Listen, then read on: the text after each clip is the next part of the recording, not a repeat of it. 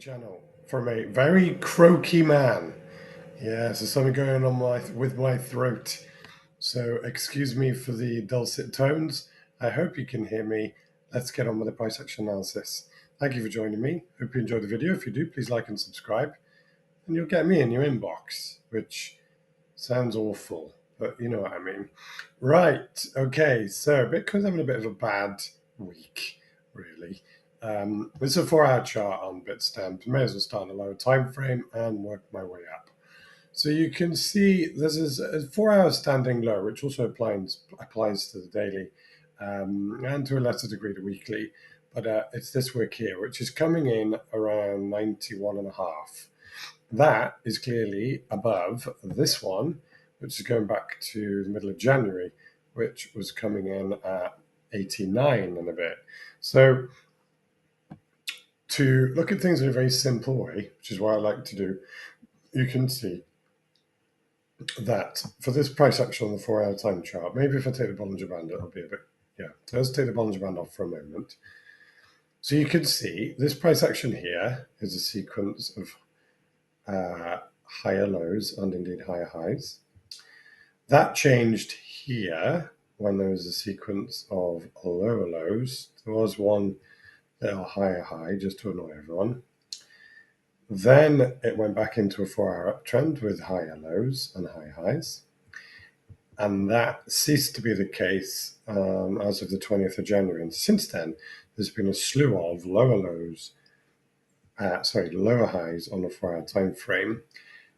And that has continued. But the difference in the price action with regards to trend from the 2nd of February, so basically for February, has been this being the standing low, a higher low there, and then what's going to happen here? So basically what I'm saying is on this 4-hour time frame, and that does apply to some of the higher time frames too, I'd like to see Bitcoin defend 91 and a half, because then you can still make an argument that, it's not in a proper downtrend and it's more a kind of consolidation, sort of bouncing around kind of price action. So that's what I'd like to see happen. Whether or not it does, no one knows. From the point of view of the Bollinger Band, you can see when it comes back on that depending on where this 4-hour candle closes and how long's left. So not that long left, about an hour. Depending on where it closes, that's starting to look like volatility expansion to the downside. I mean, it kind of was before, but not in a full-on meaningful way. So you've got to think, maybe there is some more price action to the downside on the 4-hour time frame.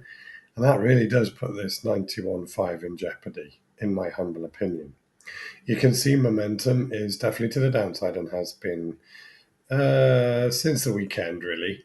And it'll continue falling to the downside unless Bitcoin can close in 4 hours back above 95 and a half, which is pretty much around the midpoint of the Bollinger Band. So Bitcoin's got some work to do, and it's got to do it relatively quickly with regards to price action. That's the 4-hour. The daily, that's the 12-hour. The daily looks a bit less dramatic in a way, but because it's just been sideways, very, very boring. This is the sort of standing low, again, coming in at 91.5 on the daily time frame. And you can see that, or to me, I would like Bitcoin to defend that. And to do that, in terms of the Bollinger Band and the trend and the volatility, it needs to get back above 90, basically 98, 97.5, 98.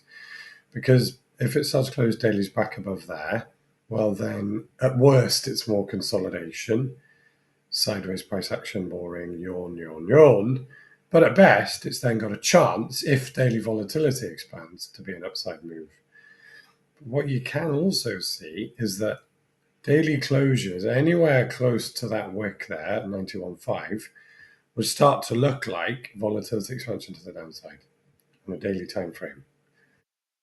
Really happened. It didn't really happen here. When did that last happen? Yeah, okay. It happened during this terrible 6 month period where there was some up and down moves. But it only really happened once, twice, maybe thrice, although that wasn't particularly good. Um, so, in a bull market, you don't really want to see daily volatility expanding, daily volatility to the downside, because kind of means it's not particularly bullish. So yeah, I don't want to see Bitcoin closing a daily below 91.5, and I prefer it daily back above 98. There's a fairly big kind of wedge of price action there. Momentum on the daily has been to the downside since here, since this indecision trio of days, and it remains to the downside. It's a similar pivot to move back up. The pivot's at 96,250. So yeah, it's got a lot of work to do, Bitcoin has. And there's a lot of time left to go this week.